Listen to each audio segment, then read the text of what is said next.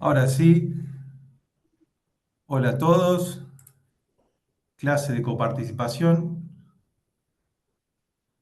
creo que es la clase sexta, séptima, periodo 1935-1973. Arrancamos en ese periodo que es muy largo, muy complejo. Vamos a tratar acotarnos a los textos de referencia. Les subí algunos artículos de la semana pasada. No sé si estuvieron viendo el WordPress. Voy a compartir pantalla simplemente para que quede en la grabación lo del WordPress.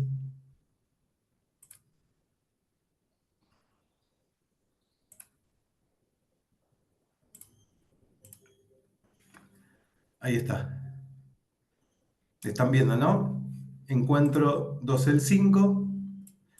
Vamos a tratar de ajustarnos y desarrollar estos dos textos que son algunos de los que tienen de referencia. Les sumé este texto opcional, capítulo introductorio, y después 3 links de la semana pasada. Creo que el lunes, martes y miércoles de la semana pasada, actuales, pero de nuestro tema. No sé si los leyeron, si vieron esto que estaba en el WordPress, si lo están viendo por primera vez ahora. Y les dejé algunos términos clave y comentarios importantes que no sé si en la clase de hoy, pero más adelante van a salir. Por ejemplo, el CFI, eh, algunas valoraciones acerca de cómo es el arreglo de la coparticipación actual, por qué es tan importante ingresos brutos. Sale el tema de los fondos que adeuda el ANSES y las cajas de las jubilaciones, que si alguien no solo estuvo leyendo el texto de Garat, sino que avanzó muchísimo en el texto de Garat, la tesis central de ese autor y a la respuesta de por qué tenemos un laberinto en la coparticipación o cuál es el problema de la coparticipación, el autor avanza con la idea de el problema está acá. El problema está acá, que significa el desfalco que, que implica la forma en que está organizada las cajas de jubilaciones hoy en día, que la podemos rastrear históricamente. Esto es buenísimo. Martín Yaillora propone invertir la coparticipación, que los gobernadores recauden y giren fondos en la nación. Esto creo que está acá. Martín propone invertir la coparticipación, que los gobernadores recauden y giren fondos a la nación. Y yo les puse leerlo con un texto también que tienen de referencia, que es cómo se organiza la coparticipación en Brasil. El texto se llama ¿Cuánto recibe cada estado de los impuestos enviados al gobierno federal? Caso Brasil. Repito, ¿cuánto recibe cada estado de los impuestos enviados al gobierno federal? Evidentemente, en Brasil, los que recaudan son los gobiernos estaduales y giran al Estado federal, al gobierno federal, que es diferente a lo que tenemos nosotros hoy en día. Y que Martín Yaillora está diciendo, che, ¿y si lo invertimos? De la semana pasada. Esta es la primera vez que encontré un link que proponía eso. Y después, en uno de esos artículos, se habla acerca de la famosa unanimidad para cambiar la ley de coparticipación. ¿Se acuerdan que en la primera clase hablamos acerca de el consenso necesario para tener esta ley convenio? ¿Se acuerdan? ¿Cuál era el consenso necesario según la doctrina constitucional? No explícitamente lo que está dicho en la Constitución. ¿Cuál era ese consenso necesario? Unanimidad, lo digo yo. Unanimidad en diferentes niveles. Nacional, en el Congreso Nacional y el Ejecutivo, los gobernadores, las legislaturas locales. Dificilísimo. Bueno, en uno de esos artículos están diciendo, no, bueno, puede ser de otra manera. Están buenos los artículos, como para pensarlo. Bien. Dejo de compartir. Y ahora sí, arranquemos con la clase. Me organicé en 4 ejes la clase de hoy. Antes de arrancar con la clase de hoy, ¿alguien quiere hacer una pregunta sobre algo que no le esté quedando del todo claro, que tenga dudas, que leyó algo y tiene dudas? ¿O arranco? Yo de la lectura que vengo, hola, ¿cómo estás? Que vengo realizando, eh, tengo algunas dudas porque no lo vi en el organigrama. En los próximos trabajos prácticos de todo lo que venimos viendo y leyendo o resumiendo nosotros personalmente, ¿sabés cuándo serán para organizarnos? No sé, ¿será que el trabajo práctico? Sí, La última clase nuestra de coparticipación que está en la ese primera... día. Sí. Ok, gracias. Respecto a contenido, ¿alguna duda? ¿Todo claro? Qué miedo. Bueno, Por ahora venimos, yo por lo menos vengo leyendo. igual está bueno que haya dudas. No tener dudas me da un poco de miedo, pero bueno. Eh, estamos acá. Como tengo 2 monitores, finalmente lo hice funcionar, voy a ir y venir con las presentaciones.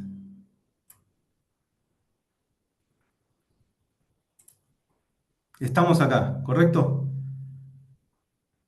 Vinimos viendo todo este proceso. Cada provincia recauda internamente, separación de fuentes tributarias hasta 1890. En 1890 pasaron cosas,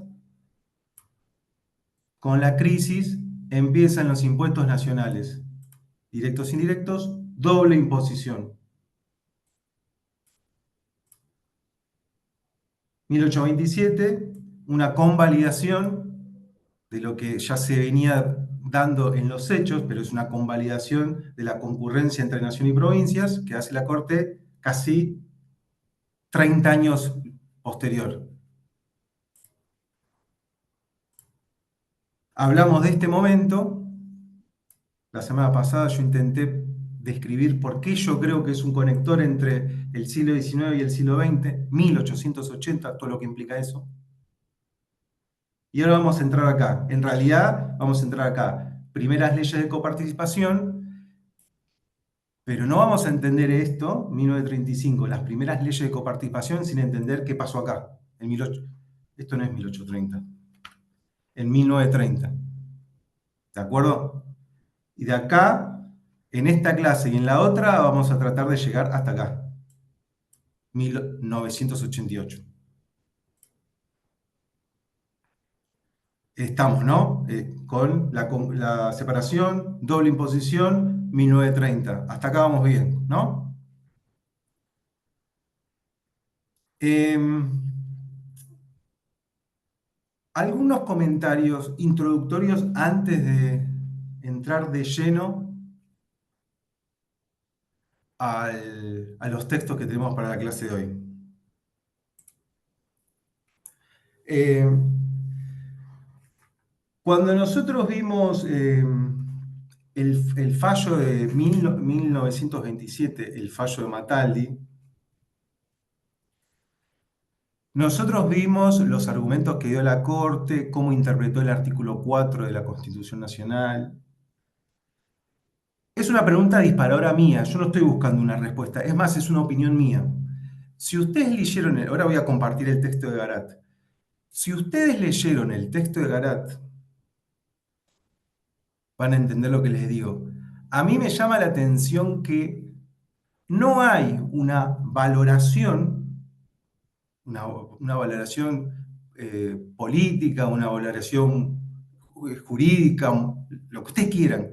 no hay un posicionamiento respecto a ese fallo como sí lo hay respecto a otras situaciones que describe el autor. Me explico.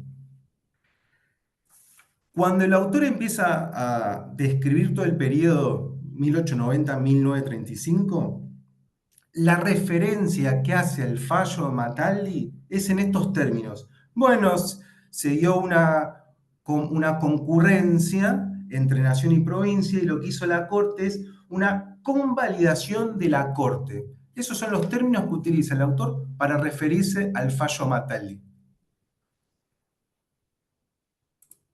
Es más, les voy a presentar la pantalla para que veamos literalmente lo que dice el autor. Este síntesis, Garat. Acá, en la página 14, estamos en Evolución de la Coordinación Fiscal Federal desde 1853. Esto ya lo vimos, 1853. Por la crisis económica, 1890, el gobierno federal establece impuestos internos en todo el territorio nacional. Lo vimos. Y dice, más allá de las discusiones doctrinarias en torno a la clasificación entre impuestos o contribuciones directas e indirectas, así como respecto a si se debe interpretarse que los artículos 4 y 67, inciso 2 de la Constitución solamente contemplaban las llamadas contribuciones directas, reservando indirectas como exclusivas a las provincias. ¿Sí? Esta es la interpretación del artículo 4 que hace la Corte. Che, ahí dice contribuciones. Implícitamente le está dando la facultad al gobierno federal de tener contribuciones indirectas. Esa es la interpretación que hace la Corte. Lo cierto es que el gobierno federal se apropió de ellas desde 1891. Que la Corte Suprema convalidó en su oportunidad, 1997, y que finalmente la reforma saltó, y que finalmente la reforma del 94 amplió el ex artículo 67, que ahora es el 75, inciso 2, para incorporar formalmente ambos tipos de contribuciones como fuentes concurrentes del gobierno federal y las provincias. Es una pregunta que me hago yo, ¿en qué sentido? En que en otras situaciones, que en esta clase vamos a ver, pero en otras situaciones hay una carga valorativa. Por ejemplo, fíjense cómo caracteriza el mismo autor el periodo que se abre a partir de esta concurrencia de fuentes. Se manifiesta a partir de allí un predominio del sistema de concurrencia de fuentes, de hecho hasta la crisis mundial del 29-30, que lleva al gobierno federal a apropiarse de fuentes, invocando el 67, asumiendo no solo la facultad de las provincias en materia de impuestos directos, sino también competencias, funciones y prestaciones de servicios que correspondían a aquellos, es decir, a las provincias, consolidándose un proceso creciente de centralización. Y más abajo dice, describiendo el periodo que ahora vamos a analizar, es entonces a partir de 1935 se sancionó unilateralmente por el Congreso de la Nación el primer régimen de coparticipación impositiva, que concreta la unificación de impuestos y se proponía como ley convenio ya que preveía la adhesión de provincias. Y esto es lo importante, es decir, que la coparticipación no se adaptó por primera vez como un mecanismo de coordinación impositiva, cosa que define el autor en las primeras páginas cuando dio la definición de qué es la coparticipación. ¿Qué dice el autor? Esto no se hizo como una forma de coordinar, de concertar, ni como un instrumento de distribución o redistribución de tributos propios de las provincias y el gobierno federal, sino como un mecanismo de asignación y compensación por la detracción de recursos tributarios que el gobierno federal efectuaba en detrimento de las provincias, aun cuando ello hubiese sido convalidado por la doctrina de la Corte Suprema de Justicia. Es decir, nosotros acá tenemos dos caminos en este periodo que se abre, dos caminos. Una, pensar por qué la Corte falla como falla 30 años después. Primer pregunta. Porque esto inició la convalidación, la concurrencia, de hecho, es a partir de 1890, lo vimos. ¿Por qué falla tantos años después? Y luego, a partir de la tesis del autor, bueno, ¿qué camino seguimos para pensar la evolución normativa, la evolución del régimen de coparticipación federal? Uno, lo pienso yo, primer camino. Bueno, acá es el pecado original. ¿En qué sentido? Bueno, acá el gobierno federal, el Estado Nacional, va asumiendo, como lo dice ahí el autor, competencias, servicios y facultades cada vez más y se va apropiando en detrimento de las provincias. Y por lo tanto, las provincias a partir de acá van cediendo terreno frente al avance del gobierno federal, van perdiendo autonomía, van empezando a depender cada vez más del Estado Nacional. Este es el pecado original, camino uno.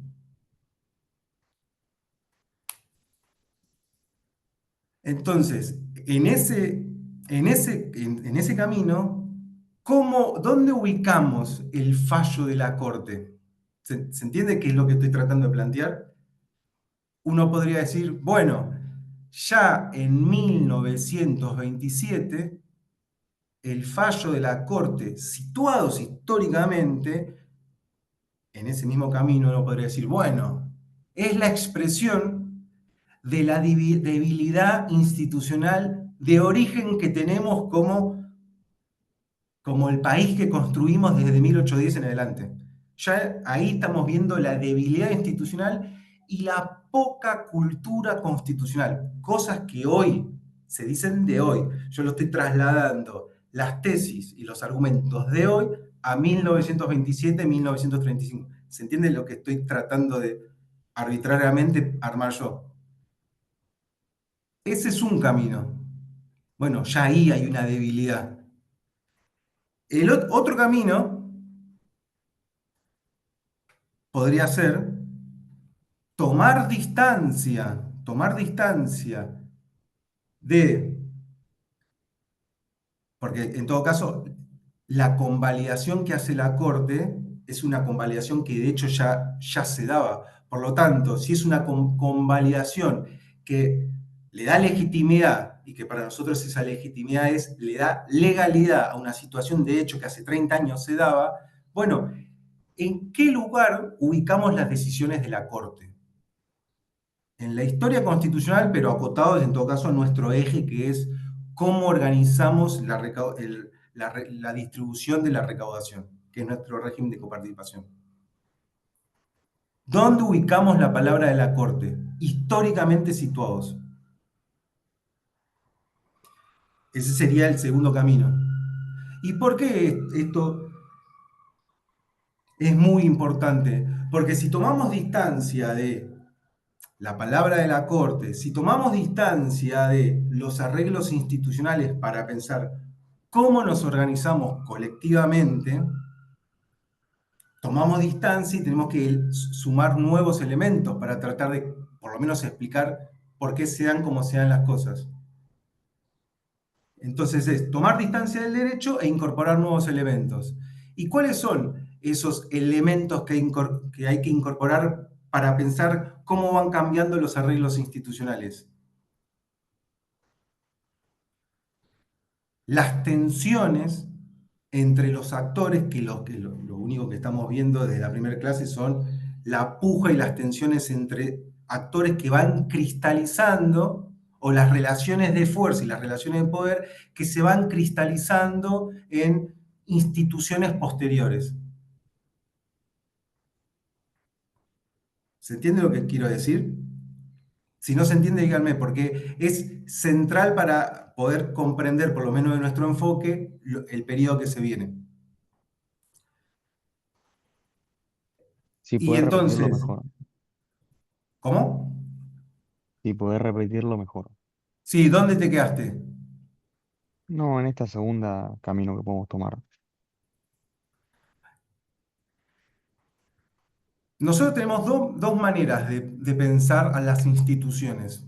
El régimen institucional, el régimen constitucional. Un camino es, bueno, las instituciones son las reglas de juego, son los premios y castigos que van moldeando las conductas de las personas, en términos individuales o en términos colectivos. ¿Está bien? Pero las instituciones moldean la conducta. Y dentro de todo ese artefacto institucional, bueno, hay diferentes órganos. La Corte es uno que le da legitimidad a ciertas decisiones, pero ese es un camino. Ahora, otro camino podría ser, tal vez, que las instituciones no moldean los comportamientos, sino que al revés, las instituciones están determinadas históricamente por los conflictos que hay dentro de la sociedad. Es al revés. Las instituciones, y cuando digo las instituciones en sentido amplio, pero ustedes acótenlo a nuestro tema, que sería la normativa del régimen de coparticipación, ¿correcto? Cuando digo instituciones me estoy refiriendo a eso. Las instituciones, el esquema institucional, el otro camino sería, podría responder o podría ser la cristalización, ¿sí?, de tensiones, de relaciones de poder entre diferentes actores. Y que la normativa lo único que hace es cristalizar un momento de tensión previo que se resuelve y se ordena y legitima de una determinada manera. Para ponerlo, para que se entienda con ejemplos, ¿qué es lo que vimos anteriormente? Así bien claro. Bueno, 1880, el orden social de 1880 no es lo mismo al orden social de 1862, Mitre, que no es lo mismo que que 1853 luego de Caseros con Urquiza a la cabeza. Urquiza no es lo mismo que Mitre, Mitre no es lo mismo que el PAM, 1880. Esto lo vimos con el texto de Gibson y Faletti, ¿sí? Las presidencias históricas. Pero ¿qué estuvimos viendo? Bueno, el orden social es el resultado, es la resultante de toda una conflictividad previa. Después nosotros lo que hacemos es hacer una genealogía de, bueno, ¿qué tenemos en 1880? Esto. Bueno, vayamos para atrás y tratemos de pensar cómo llegamos acá. Eso es pensar que el motor es la conflictividad en la sociedad para constituir las instituciones y no al revés, que las instituciones moldean las conductas. Son dos enfoques diferentes. Uno no es Nacho, no acá es más válido que el otro. perdón, yo tenía una duda porque veo que esto se viene planteando como estos dos enfoques un poco como constante en las clases y a mí me genera esta duda porque no sé, ¿no es en el fondo una conjunción de ambos? En qué sentido sería una conjunción? Sí, no, tampoco es tan mecánico. A Ah, implica B por y B eso.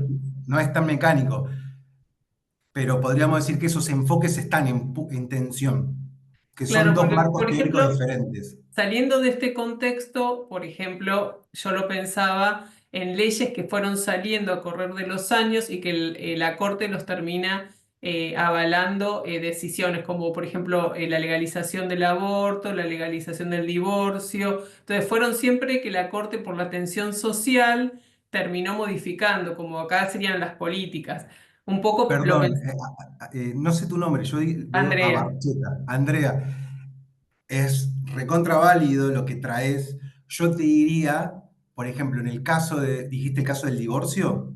En el caso de divorcio, el primer caso que fue histórico de 1980, creo, en el cual, en el contexto social, un mismo juez pidió la solicitud del divorcio. Entonces, yo digo que la tensión social a veces va presionando, por ejemplo, la Corte y por otros lados es a través de un debate y una norma que sale porque también la sociedad lo reclama, pero no quiere, y acá lo estamos viendo desde el contexto histórico, pero me parece que son los dos conjuntamente que se van dando, entrelazados o a veces uno con más poder que otro. Sí, yo no quiero decir que un enfoque está por encima del otro, es una conjunción, es un mecanismo recíproco. Yo coincido con el aporte que vos estás dando. Lo único que yo agregaría es que una vez que, que fue institucionalizado eh, el divorcio, yo no había nacido en el 80, pero ya era una práctica recurrente en la Exacto, sí, en la sociedad, sociedad, sí. que simplemente había que ponerle, bueno, digamos las No cosas era como un son. divorcio, sino era una separación de hecho que era peor para los individuos, por eso se llegó a eso. O que la gente creo que se iba a divorciar a Uruguay. Claro, sí, no, se casaban en otro lado, creo que era algo así, no sé. Bueno, está perfecto lo que dice Andrea. Nuestro planteo toda esta introducción, por lo que se viene, en el periodo que viene, es pensar la normativa situado históricamente. ¿Qué significa situado históricamente? Bueno, ¿cuáles son los sujetos sociales de la época, de ese momento histórico, y todos los desafíos, todos los problemas y los obstáculos que tienen esos sujetos sociales para llevar adelante sus motivaciones, que son contradictorias, que tienen intereses, que hay un contexto internacional, que hay un contexto local, que hay obstáculos que esas personas tienen que superar. Hay que sumar todos elementos para poder analizar por qué cambia la normativa como cambia, que es lo que vamos a ver ahora. La introducción viene a eso, a no nos olvidar de que hay que sumar todos esos elementos y estar situados históricamente para tratar de comprender, no sé si explicar, comprender la evolución de la normativa. Esta introducción entonces, para terminar con esto.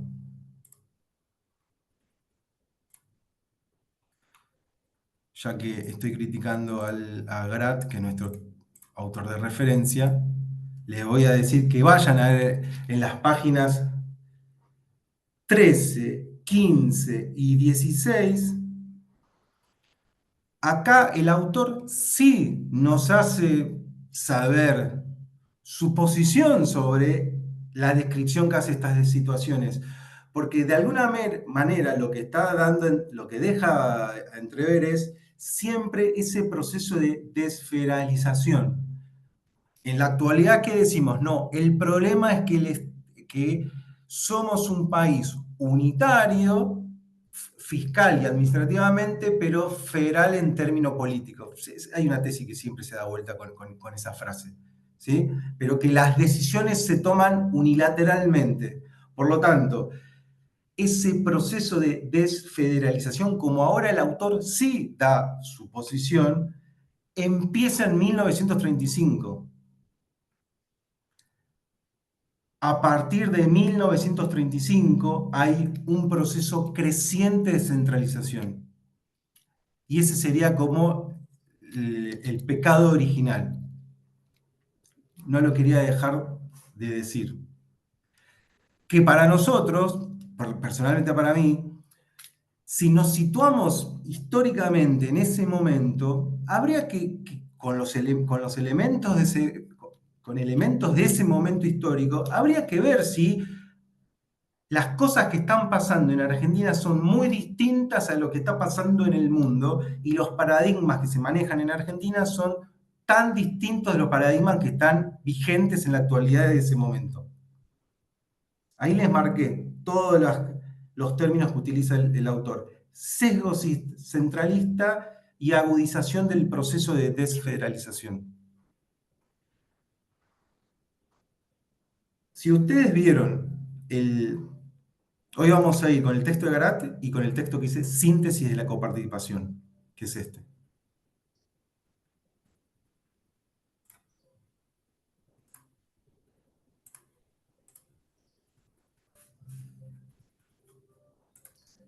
Este. síntesis histórica de la coparticipación federal, que es normativa tras normativa, que lo separa en 4 periodos. El primer periodo del 35 al 47, del 47 al 59, del 59 al 67 y del 67 creo que al 80, del 67 al 73 y del 73 al 80. Y ahí están toda la normativa, toda la normativa. Nosotros no esperamos que se sepan de memoria, ni muy lejos de que se sepan de memoria toda esta normativa. Sí, lo que me interesa es esto, que se los preparé con un Power, para que quede claro. Si no se entiende, dígame, porque esto sí es importante. Esto se los preparé para esta clase. De 1935 a la actualidad, pero podríamos decir hasta 1988, tenemos una ley. Los autores no utilizan la palabra régimen, es mía, pero para que se entienda.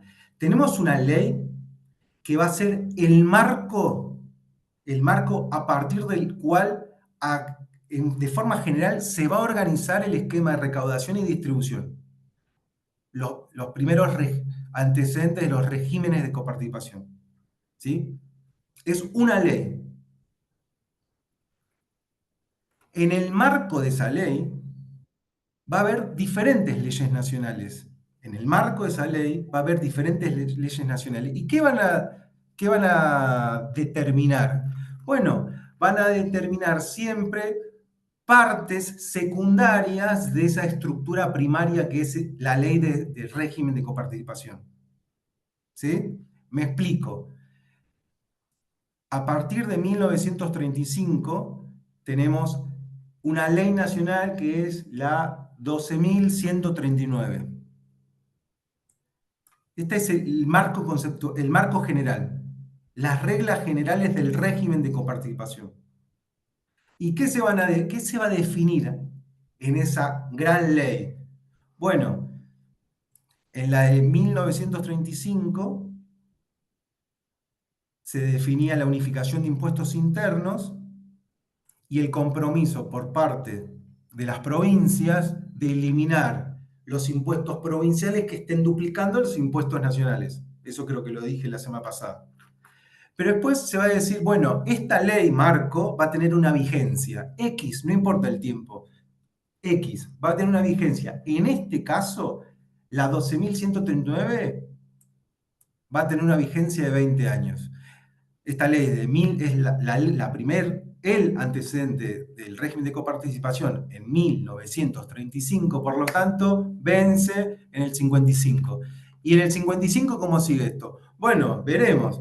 Una ley nacional prorrogará en función de la 12.139, se dará nuevamente todo otra vez, pero siempre hay una ley marco.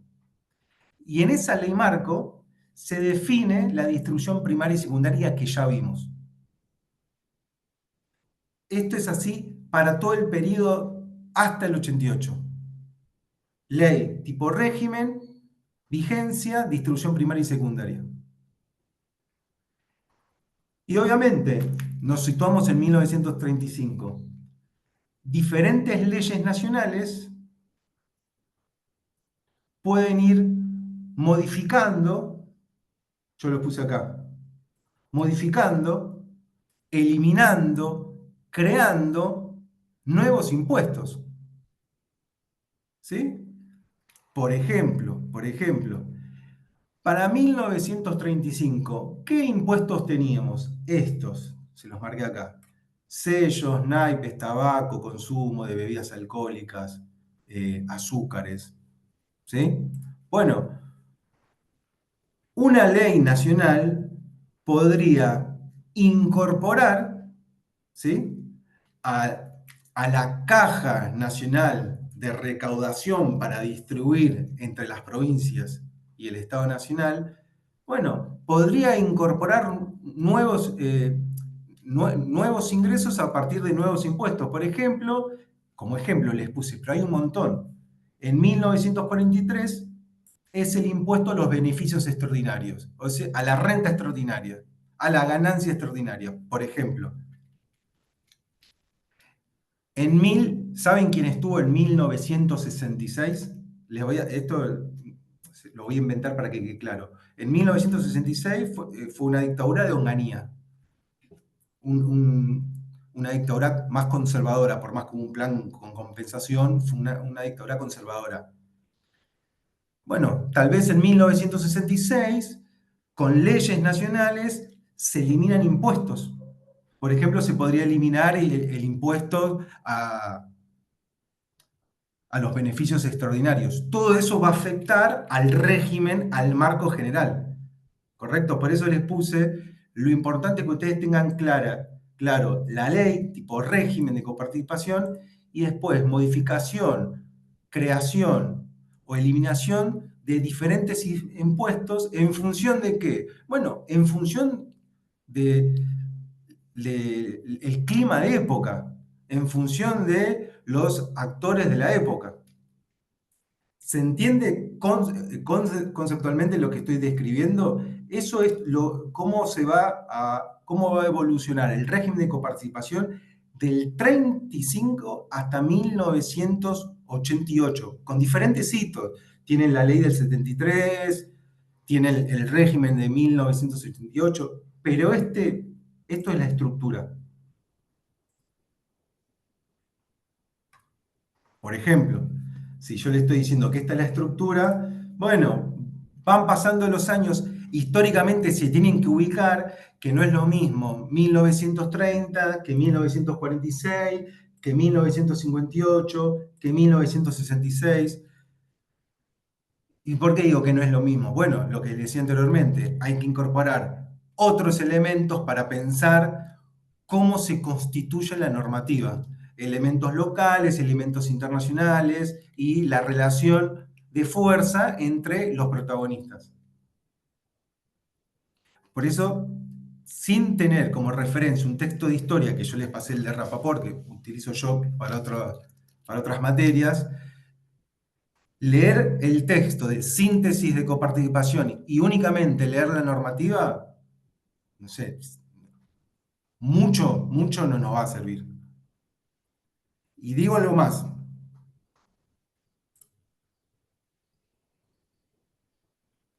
Se los marqué como preguntas. Son preguntas que me hago para compartírselas a ustedes. Por eso están en rojo. En este marco general, y en esta evolución de diferentes leyes nacionales que agregan, quitan impuestos. Las provincias,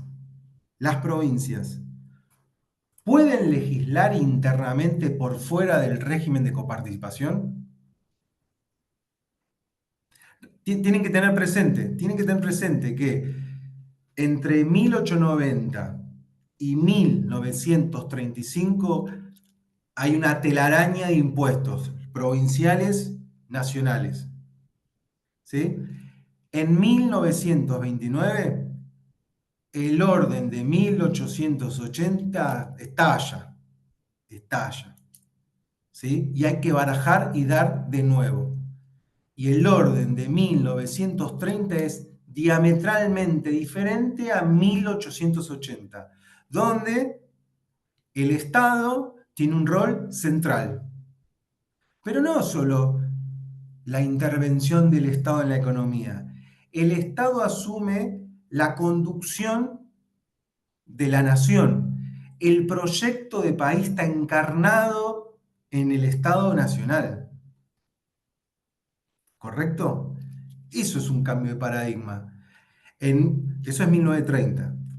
¿Saben además del golpe, capaz ustedes saben por la acordada del año 30, pero históricamente estamos ubicados, golpe de Estado, Irigoyen?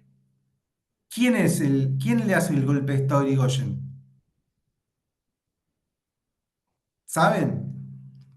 Que capaz el nombre lo tienen, Uriburu, pero Uriburu expresa el rechazo a la democracia liberal tal cual la podemos pensar nosotros desde una visión occidental, al estilo de la democracia de Dalt.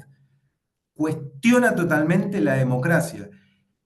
La democracia no sirve para Uriburu en 1930, que es un régimen, que es el inicio del régimen corporativista. En el Estado tienen que estar representados los estamentos y las corporaciones de la sociedad. Y el Estado es el que va a dirigir la nación. El Estado es el que va a materializar los destinos de la nación a través de la representación de las corporaciones. Cuando decimos que cambia el paradigma en 1930, estamos diciendo esto.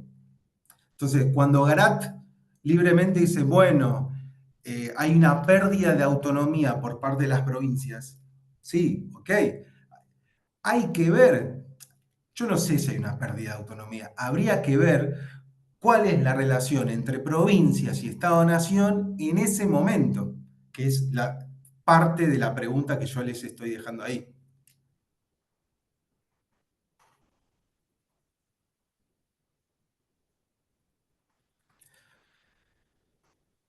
Y sigo, porque es muy importante en 1930. Porque el rol del Estado conduce, dirige, arbitra entre entre las diferentes corporaciones de la sociedad, básicamente arbitra entre el capital y el trabajo, pero después, con la idea de organizar centralmente el esquema de coparticipación, llegamos a 1935 y las provincias, y está dicho en la ley 12.139, las provincias asumen la responsabilidad de decir, che, eliminamos los impuestos locales que duplicaban los impuestos nacionales, que era la doble imposición de hecho desde 1890 hasta 1935. Por eso 1935 lo tenemos acá como el punto de inflexión donde empiezan las leyes de coparticipación y los antecedentes de la coparticipación actual. ¿Está claro esto? Entonces, si eso está claro que las provincias eh, renuncian a la posibilidad de legislar internamente en función de los impuestos que se van a definir en las autoridades federales, Congreso Nacional, estamos hablando de leyes nacionales, Congreso Nacional.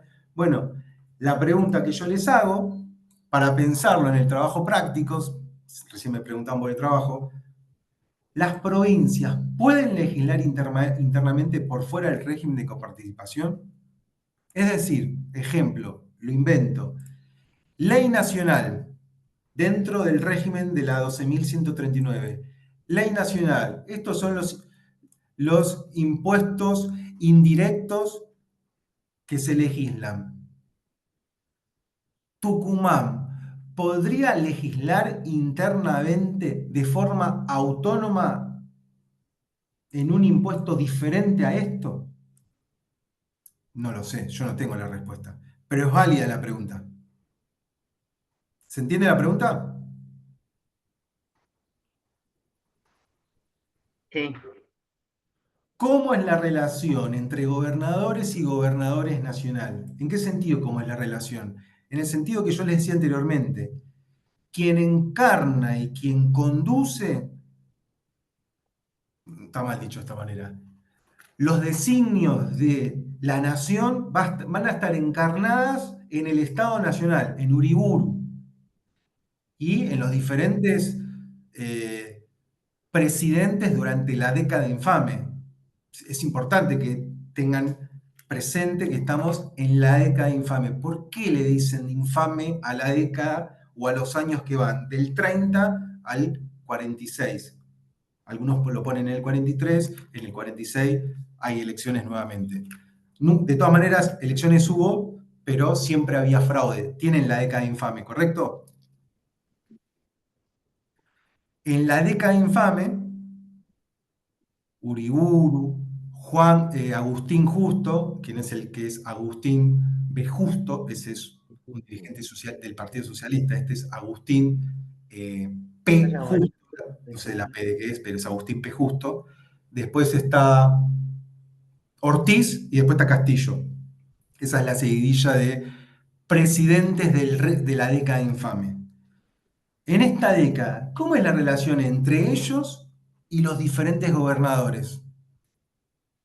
Una relación de margen de decisión de los gobernadores, una relación de total dependencia. Recuerden que intervenciones federales desde 1862 las estamos nombrando. Lo vimos con el texto de Gibson y Faletti.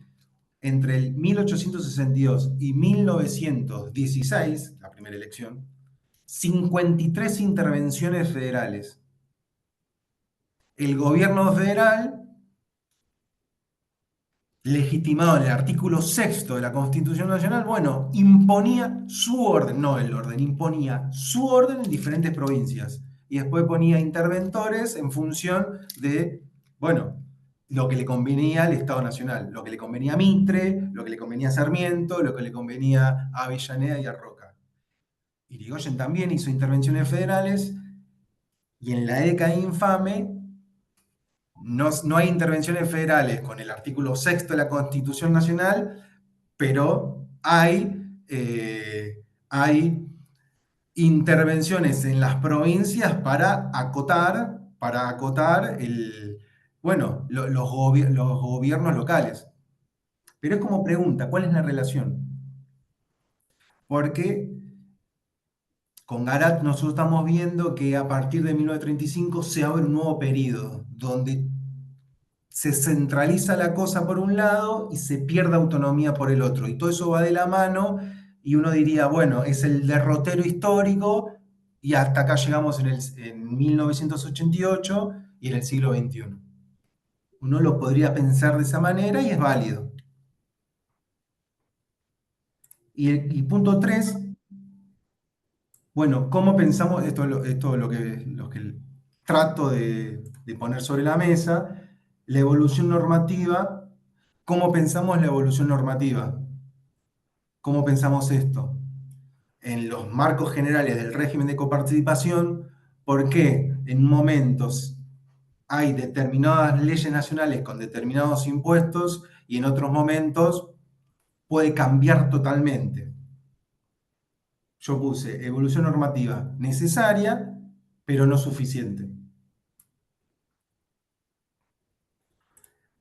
¿Para qué les hice todo este resumen, este machete? Bueno, para evitar ir al texto de síntesis de coparticipación y en todo el periodo del 30 al 73 y al 88 estar viendo cómo cambia la normativa.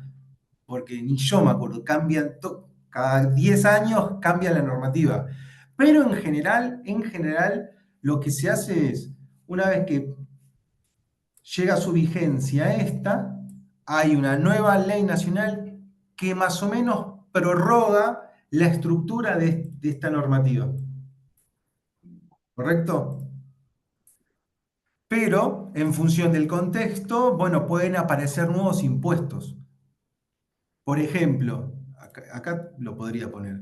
En 1940 y pico, es en el gobierno peronista, aparece el impuesto a la herencia, cosa que no estaba anteriormente.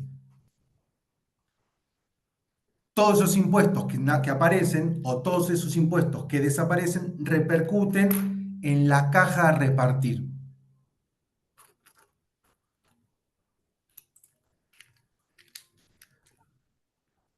Y otro comentario.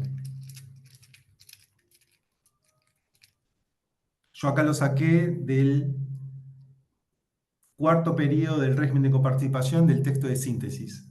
Estamos en el 1967-1973.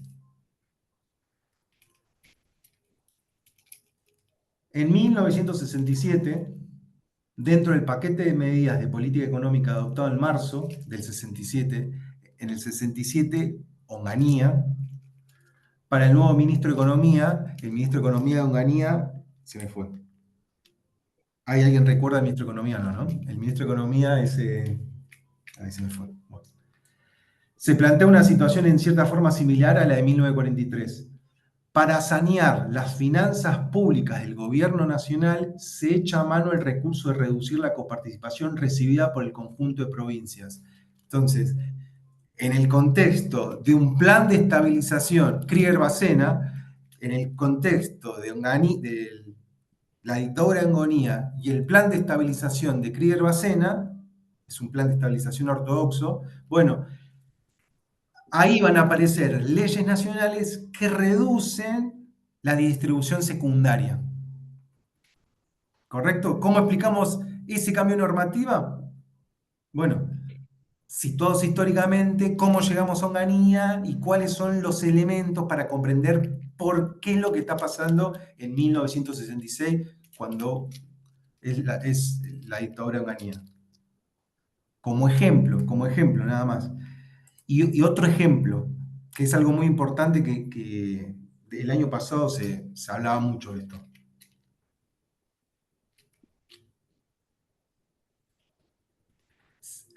Los efectos provocados, estoy leyendo el texto de síntesis, los efectos provocados sobre las finanzas provinciales por esta modificación en la distribución de una parte sustancial de los impuestos coparticipados, ¿qué es lo que está diciendo? ¿Cuáles son los efectos provocados? Y los efectos provocados que vos redujiste la distribución secundaria.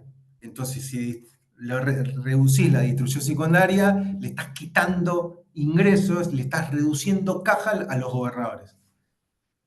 Trajo aparejado posteriormente, en un intento de corregir la situación, la creación, ley tal, del mecanismo del Fondo de Integración Territorial, FIT, Fondo de Integración Territorial.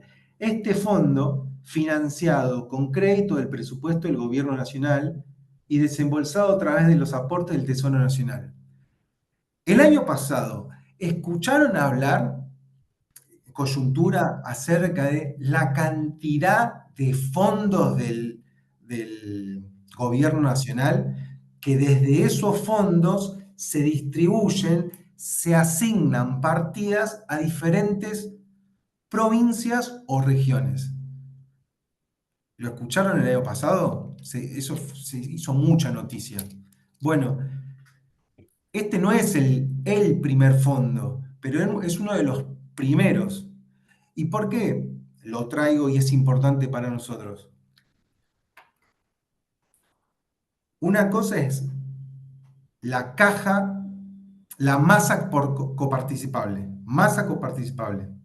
De ahí distribución primaria, distribución secundaria. Ahora, los recursos para este tipo de fondos, como por ejemplo el FIT, ¿de dónde salen? No salen de la distribución secundaria.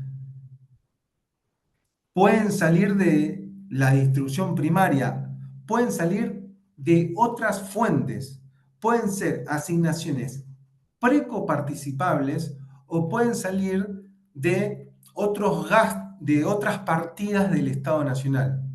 Pongo como ejemplo, estoy inventando pero para que se entienda. Se podría decir actualmente, ley nacional que baja el mínimo no imponible. Si baja el mínimo no imponible, mayores trabajadores van a tributar el impuesto a la ganancia. ¿De acuerdo? En esa ley nacional tiene que estar dicho que, che, el 100% de lo que se recauda del impuesto a la ganancia va a la masa coparticipable.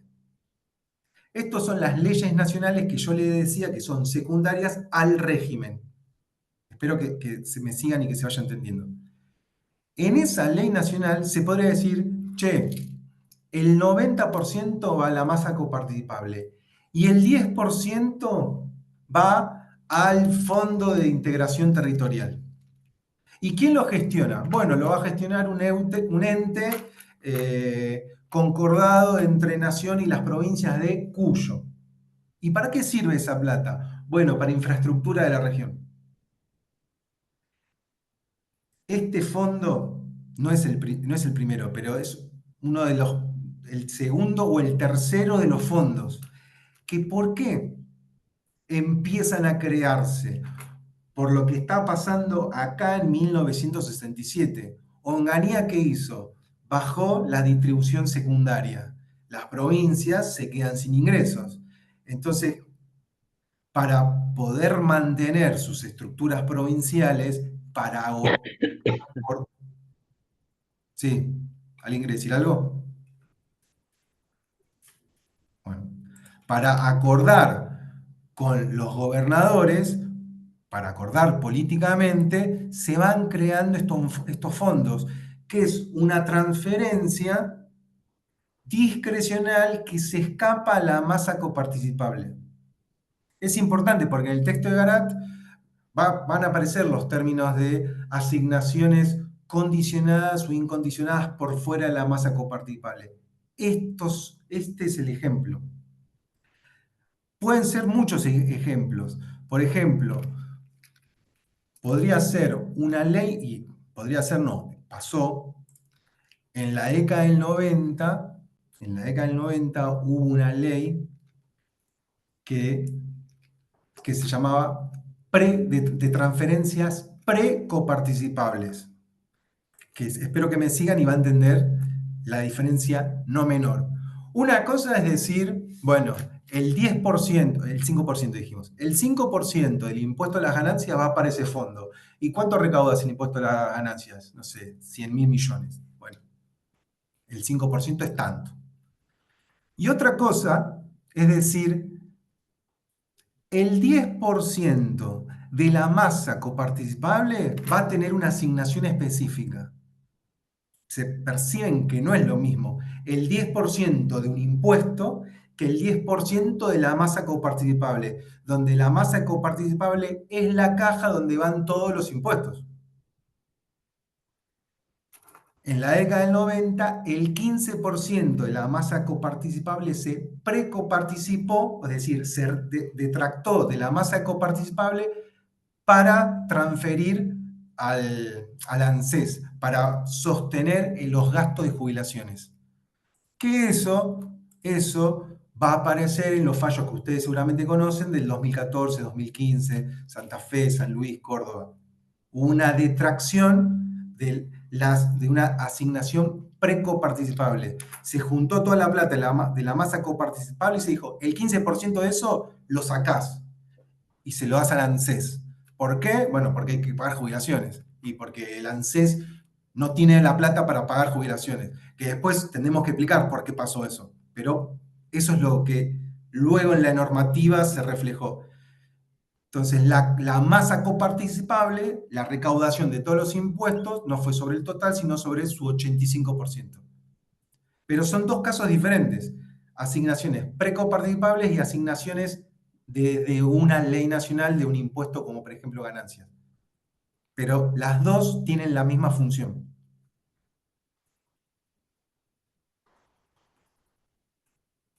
¿Se entiende? ¿Dudas? Ok. Estos textos, ¿los leyeron? ¿Tienen la lectura de este seguimiento normativo que está en este texto de síntesis? Yo arranqué a leer uno, no lo terminé. ¿Uno cuál es? El que va explicando por periodos la evolución. El de síntesis. Ese es el de síntesis, sí. Claro, no te enganches con toda la cantidad de leyes que hay. No te enganches con eso porque no es lo que buscamos. Trata de entender esto que estoy tratando de plantear. Hay una ley que es un régimen, que es el marco general, y después hay leyes secundarias.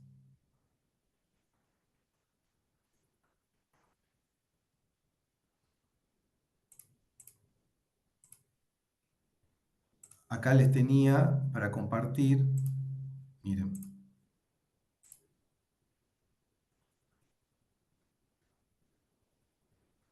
Antes de leer este pedacito.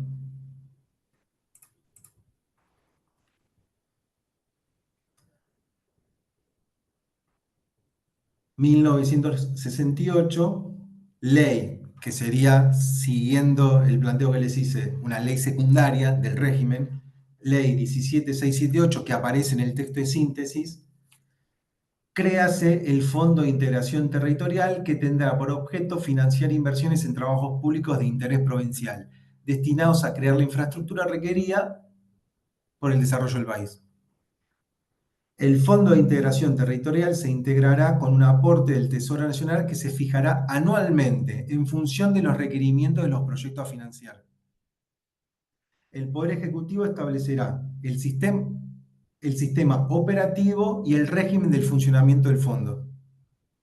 Eso significa que el Ejecutivo, las autoridades federales definen dónde se gestiona, quiénes se gestionan y cómo se hace esa transferencia de fondos, a dónde van las obras.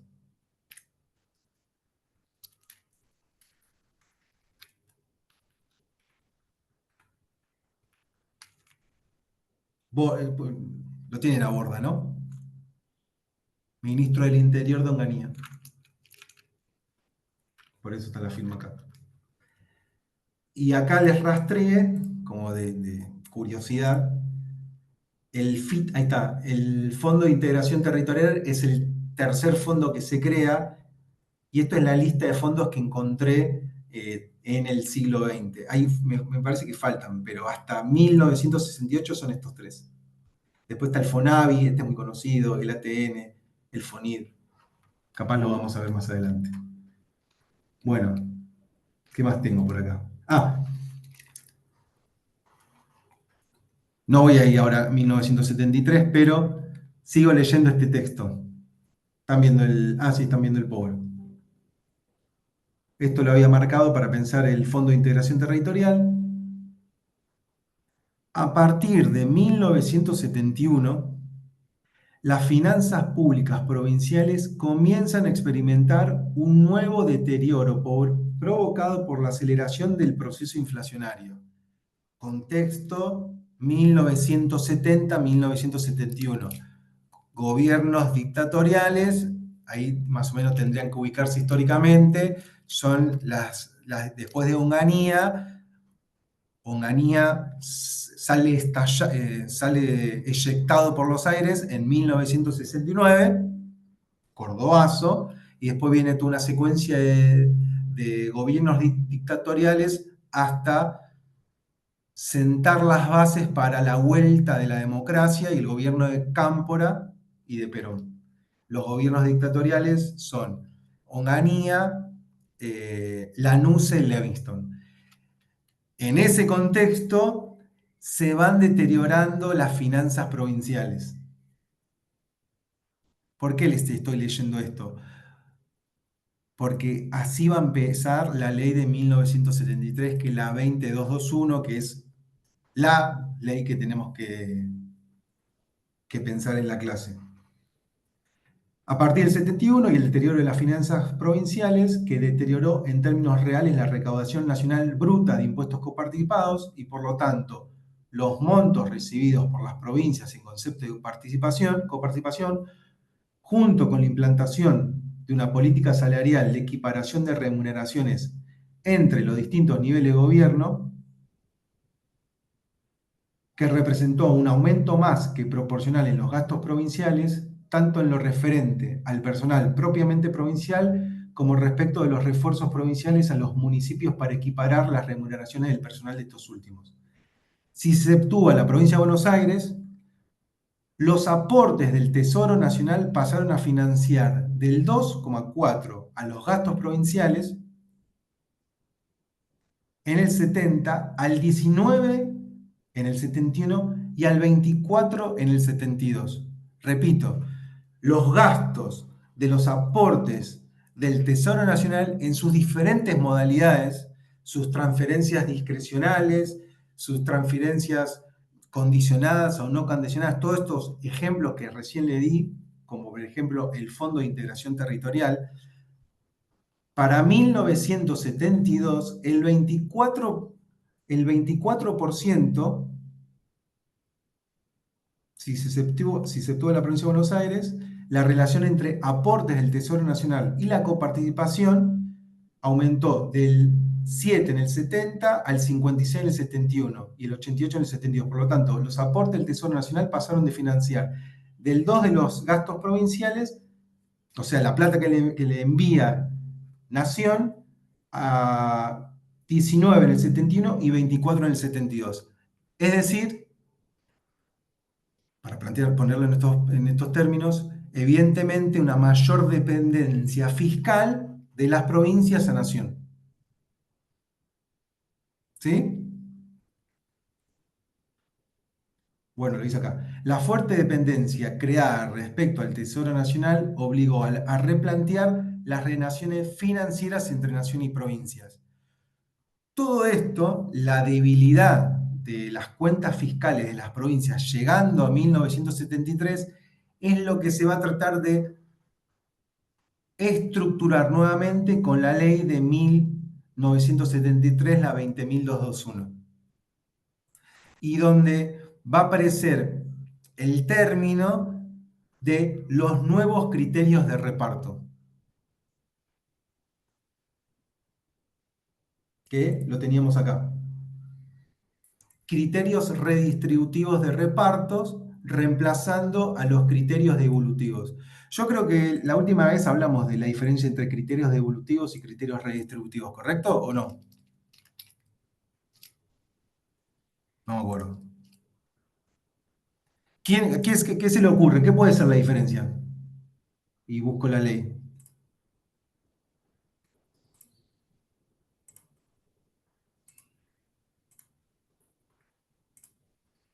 ¿Dónde está?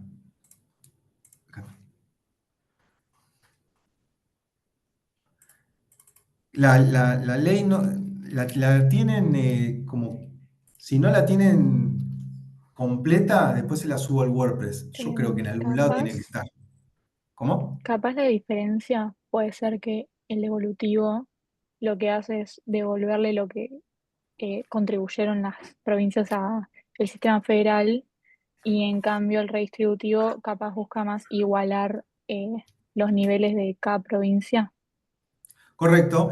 No es que el criterio devolutivo no es que se devuelve lo que se tributa, sino que el criterio de devolución es teniendo en cuenta cuánto se tributa, pero el Estado federal tiene que solventar sus gastos y sus atribuciones y competencias que se van ampliando desde el 30.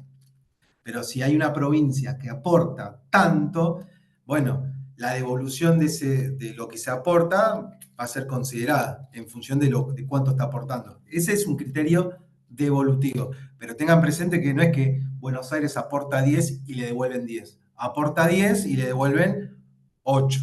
Estoy dando un Claro, es ejemplo burdo. proporcional En a lo que se... proporcional, a lo que aporta. Criterio devolutivo.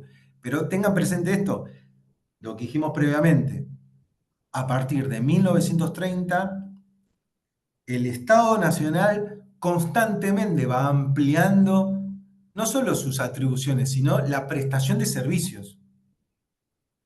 ¿Correcto? Que también esa es una crítica que yo le hago al texto, porque es correcto. Evidentemente, hay una centralización en las autoridades federales y constantemente hay una ampliación de cuestiones que antes se resolvían en la provincia, las va asumiendo el Estado Nacional. Ahora,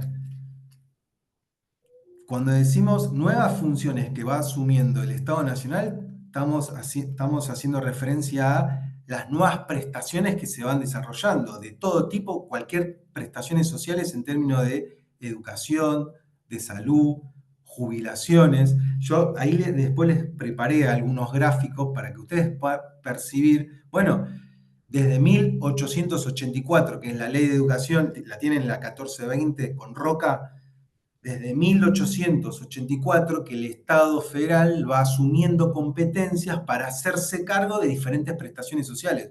Una cosa es, bueno, la educación primaria obligatoria laica en 1884.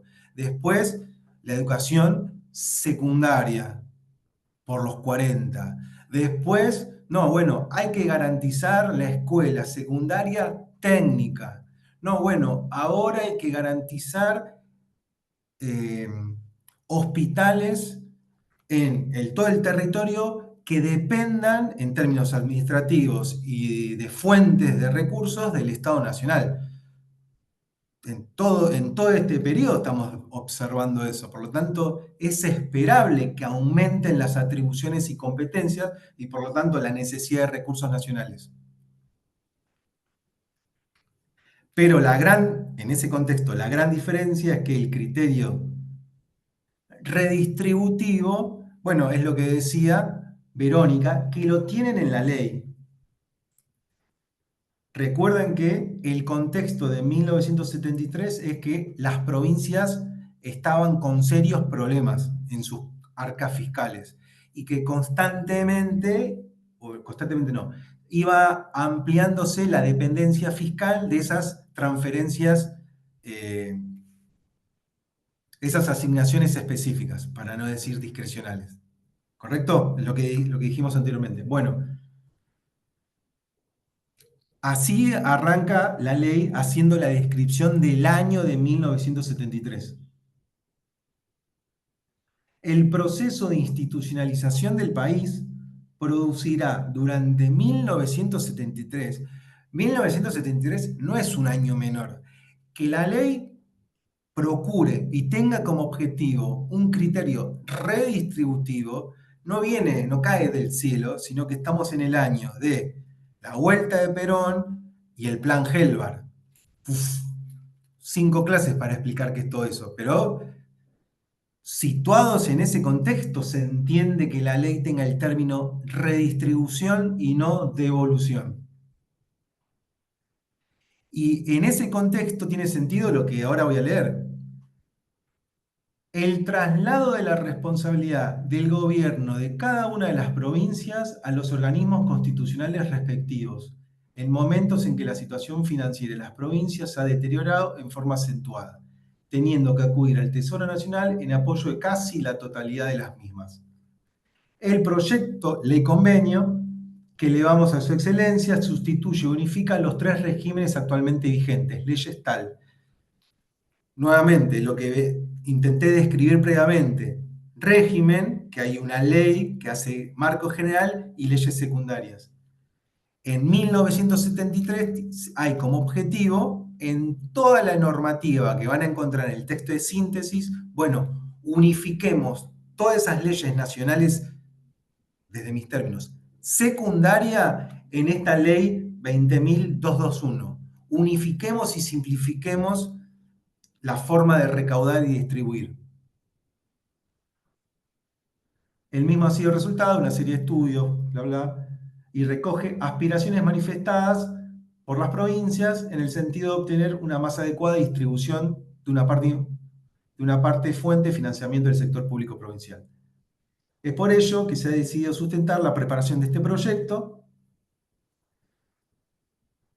garantizar una mayor estabilidad de los sistemas financieros provinciales, los objetivos. Voy a leer los que marqué en amarillo, que son los que quiero destacar. Lo que decía Verónica, reconocer la necesidad de un tratamiento preferencial a las provincias con menores recursos, a efectos de posibilitar a todas ellas la prestación de los servicios públicos a su cargo en niveles que garanticen la igualdad de tratamiento en todos los habitantes. O sea, tener un trato diferencial. Establecer un sistema único para distribuir todos los impuestos nacionales, lo que decía anteriormente. Y esta es la primera vez que en esta ley que unifica, como marco, esta ley que unifica, se iguala lo que recauda nación y lo que recauda provincia. Acá está. Distribución entre provincias en forma automática del 48,5% del total recaudado. Nación, ¿cuánto le corresponde? 48,5. Provincias, ¿cuánto le corresponde? 48,5. Está en la normativa. Che, sumo 48,5 más 48,5, me están faltando algunos puntos, ¿correcto? Esos puntos,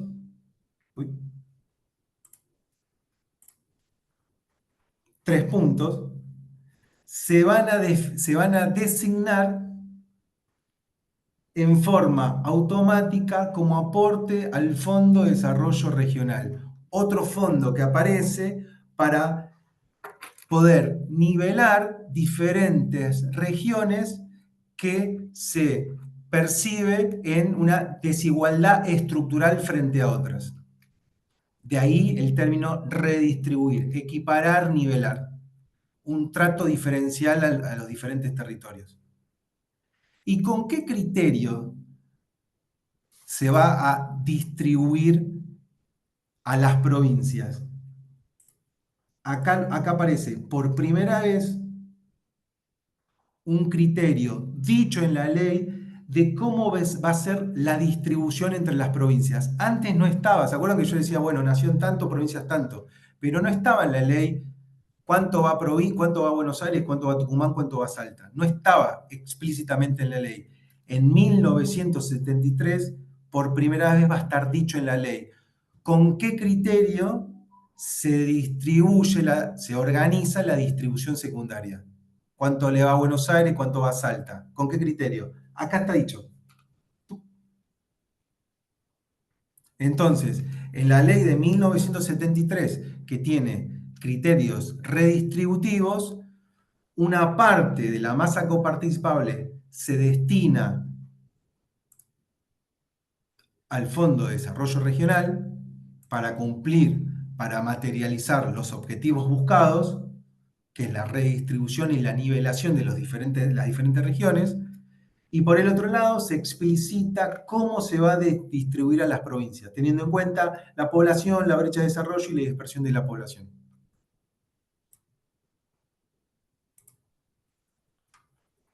Esta es la innovación que tiene la ley de 1973, diferente a toda la normativa previa.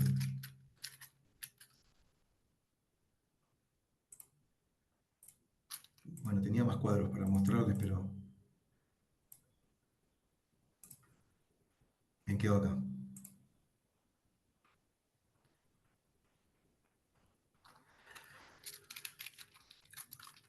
Es importante que ustedes tengan presentes que van cambiando en los contextos, van apareciendo diferentes cajas. Tienen que tomar nota de los cambios en el mundo del trabajo que se dan a partir del 46. ¿Por qué? Porque en el 1946, vamos a ponerlo, Perón, primer gobierno de Perón, para 1947, el 7% de los trabajadores registrados formales, el 7% tiene cajas de jubilaciones particulares. Esto lo digo porque es la tesis central de Garat, para él, de cuál es el problema actual de la coparticipación. Es un dato esto, nada más. Imagínense, en 1947, solamente el 7% de la población económicamente activa tiene cajas de jubilaciones. ¿Por qué? Porque para ese momento no hay un sistema nacional unificado de todas las cajas. Los ferroviarios tienen una caja, la justicia tiene, la corte tiene su caja de jubilación, las cámaras nacionales tienen su caja, el sindicato de comercio tiene su caja, los grandes sindicatos tienen, los ferroviarios, de frigoríficos, los sindicatos más importantes tienen sus cajas. Bueno, el 7% de la APEA tiene sus cajas. Para final del gobierno peronista, para el final del 55, cuando lo derrocan con un golpe militar, la Libertadora, el 100% de la PEA tiene aportes a las cajas de jubilación. Eso no es un dato menor. ¿Por qué no es un dato menor? ¿A dónde va toda esa plata? ¿Dónde van los aportes de los trabajadores activos? Hoy en día, yo soy trabajador, yo trabajo en sistemas. Todos los meses a mí me sacan el 17%, del 17%. ¿A dónde va esa plata? A pagar a los trabajadores pasivos. El problema actual es que la plata de los activos no alcanza para los pasivos, por eso está quebrado el sistema. Sin ninguna carga valorativa, objetivamente los datos son esos. Con los activos no pagamos los pasivos. Hoy. En 1955, cuando yo les decía que en el 47 el 7 de la PEA tenía sus cajas y al 55 el 100%, había superávit del sistema de jubilación. ¿Por qué? porque los pasivos generaban más recursos de lo que había que gastar a los pasivos. ¿Se entiende? Toda esa plata que sobra, bueno, va a ser administrada por los gobiernos federales. ¿En qué sentido va a ser administrada? Bueno, ¿va a comprar un bono de acá a 30 años para pagarle a los jubilados de acá a 30 años? No, va a ser invertida, va a ser gastada en inversión pública. ¿Por qué? Porque tiene como objetivo la redistribución y la equiparación de las desigualdades estructurales. ¿Se entiende lo que estoy diciendo? Nuevas cajas, nuevos recursos, con esos recursos se redistribuyen. Y esto va a ir cambiando a medida que cambien los gobiernos. Capaz no es lo mismo lo que piensan hacer con los fondos de las cajas jubilatorias el peronismo que Lonardi, para que se entienda. Lonardi es la Revolución Libertadora que derroca a Perón. ¿De acuerdo? O Aramburu, Lonardi tampoco, dura poco. Esto es importante porque son ingresos a las arcas nacionales. ¿Sí? Bueno, esto como comentario porque eso está desarrollado en Garat. Listo, son 6:30. Traten de leer el texto de síntesis, léanlo rápido, no se pierdan con las leyes. Traten de leer el texto de Garat y si pueden complementar con textos opcionales, mejor para poder plantearlos de otro lado a la evolución normativa. Y siempre tengan como recordatorio que pensar la coparticipación es de la mano del contexto local, el ciclo económico y el contexto internacional. Por eso recién dijimos, che, en 1967 hay inflación, hay una crisis, bueno, ¿qué hace el Estado Nacional? ¡Pum! Saca los recursos de las provincias.